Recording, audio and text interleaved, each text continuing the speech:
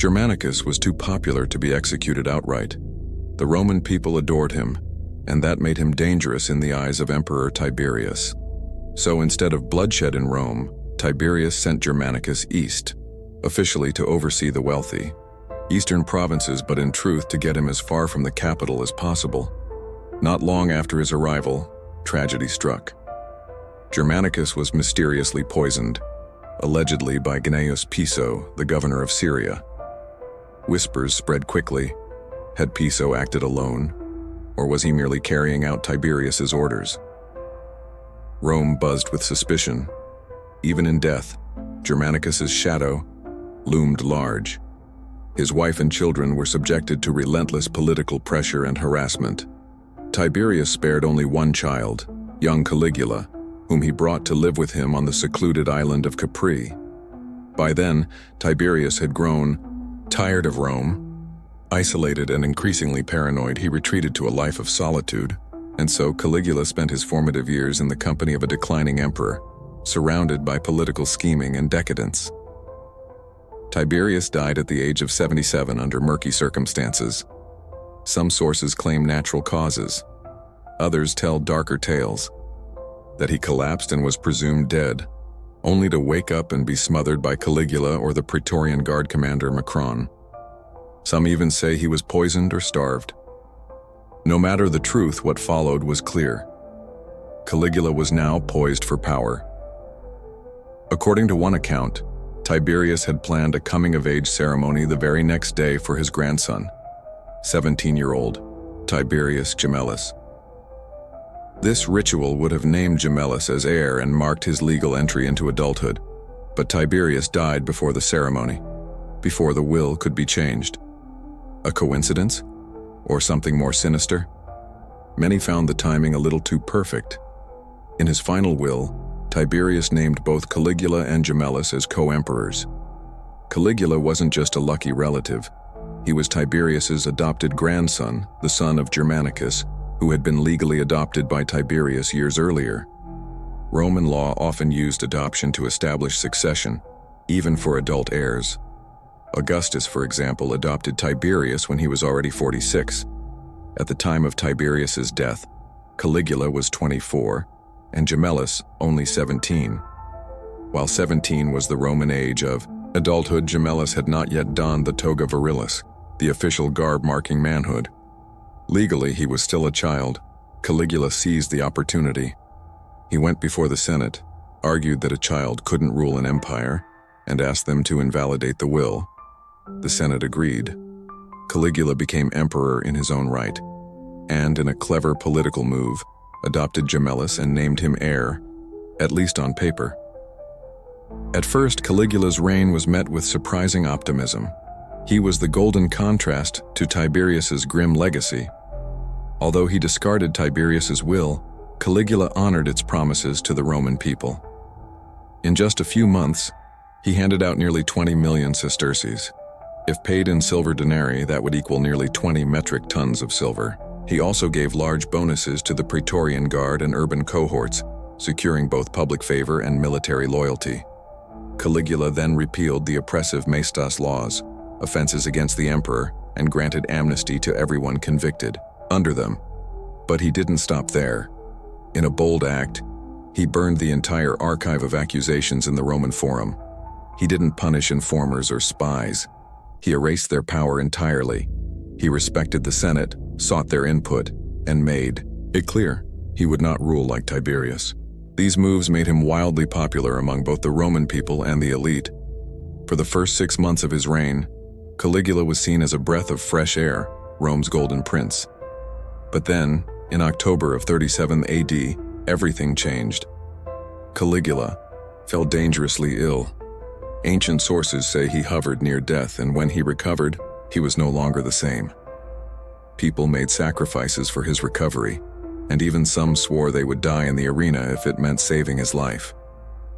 He did recover, but after that, something had changed.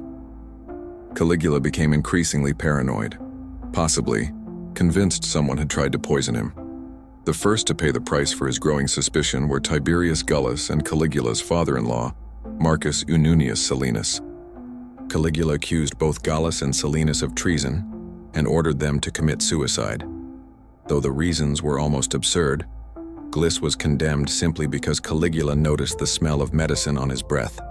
That alone was enough for Caligula to suspect that he had either tried to poison the emperor and was taking an antidote, or feared being poisoned himself. Silenus, meanwhile, was sentenced to death for refusing to join Caligula on a boat trip.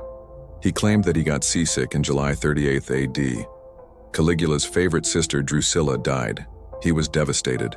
Her funeral was extravagant, and Caligula went as far as declaring her the human incarnation of the goddess Venus. Not long after, the purges continued. Two well-known and respected generals, Lentulus Gallicus and Marcus Litus, were stripped of their commands and executed. Caligula also accused his sisters Agrena the Younger and Julia Livia of being involved in the supposed plot. While he didn't have them executed, he exiled them to the remote Pontine Islands, confiscated their wealth, and banned everyone from helping them. With no support, Agrena and Julia were left to survive by catching and selling fish and shellfish. As time went on, Caligula's paranoia only grew. He became convinced that conspiracies were constantly being plotted against him. Distrusting the Roman elite, he surrounded himself with freedmen, actors, and former paupers, people who owed everything to him personally. And fearing a military coup, he frequently replaced the commanders of the Taurian Guard to make sure no one gained too much power. Caligula quickly began showing open contempt for the Senate, constantly reminding its members of how little power they really had. One of the most famous stories from this time is how he nearly appointed his favorite horse Incitatus, meaning swift-footed, as consul. Caligula was obsessed with the animal, claiming that it was smarter than most senators. He even had Roman soldiers include the phrase, "and for the well-being of Incitatus" in their annual oath of loyalty. Most historians today believe he never seriously intended to make his horse a consul. It was likely a calculated insult meant to mock the Senate by suggesting that even a horse could do their job. In the year 40 AD, a new plot against Caligula was uncovered, led by several senators. The conspirators were tortured and executed on his orders. Caligula reportedly watched some of the torture sessions himself, even during lavish banquets. His repression widened, and people were often executed or tortured over petty or ridiculous reasons. Something as minor as refusing to swear an oath in Caligula's name or criticizing one of his gladiator games could be enough to get someone killed. Ancient writers describe Caligula's reign as a time of extreme sexual excess. Suetonius and Cassius Dio both claimed that he had incestuous relationships with his sisters and encouraged them to sleep with other men, even though they were all married. Caligula himself was married 4 times but consistently pursued other women, especially married ones. According to Suetonius, he would sometimes take a woman from a banquet to his bedroom, then return, and in front of her husband describe what he liked and didn't like about her in bed. In one infamous case, he took a bride away from her groom at their own wedding. Caligula also had relationships with men. Among his reported lovers were his brother-in-law Marcus Litus, Drusilla's husband, a man named Vallius Culus, and a famous pantomime actor named Menster. Roman writers like Cassius Dionius, Tacitus, and Seneca portrayed Caligula in the worst possible light. They blamed him for every imaginable vice and described nearly all of his actions as either absurd, cruel, or disgraceful. Suetonius, for instance, depicts Caligula's campaign in Germania as a farce, more of a performance than a real military operation. But modern historians urge caution with these accounts. A lot of what ancient authors wrote was colored by bias, gossip, or political motives, and not all of it stands up to scrutiny. Take the claims by Dio and Suetonius that Caligula was wildly extravagant, throwing away huge sums of money on games, banquets, and theatrical performances, supposedly bringing the empire to the brink of bankruptcy. There's no solid evidence to really support this claim. Archaeological records show that full-weight silver coins continued to be minted throughout Caligula's reign, something that would have been impossible if the treasury had actually run dry. In fact, several signs point to a stable or even thriving economy. When Claudius took power after Caligula's death, he was able to hand out large cash bonuses to the Praetorian Guard, the urban cohorts, and the Roman people. That would have been impossible if the state's finances were truly ruined. As for Caligula's campaign in Gaul and Germania, it likely wasn't as pointless as Suetonius suggests. One of its main goals appears to have been removing General Julius, who commanded the legions on the Rhine and whose loyalty was questionable. You couldn't just send a letter telling a powerful general like that he was fired. He might simply refuse. So Caligula marched north with a large force, removed Gaius from command, tried him, and had him executed. Other sources unrelated to Caligula's personal life confirm that real work was done during this campaign. The Rhine-Danube frontier, the limes, was significantly reinforced. A fortress named Torium Agrane, after Caligula's mother, was built, along with several fortified camps. So while the campaign may have had theatrical elements, it also had clear strategic and military importance. Caligula almost certainly had serious plans to invade Britain. He had ties with members of the local pro-Roman aristocracy, and to support the campaign he ordered a lighthouse built at the narrowest point of the English Channel. That lighthouse, located in now what is Boulogne, France, stood for over 1,500 years, all the way into the 17th century.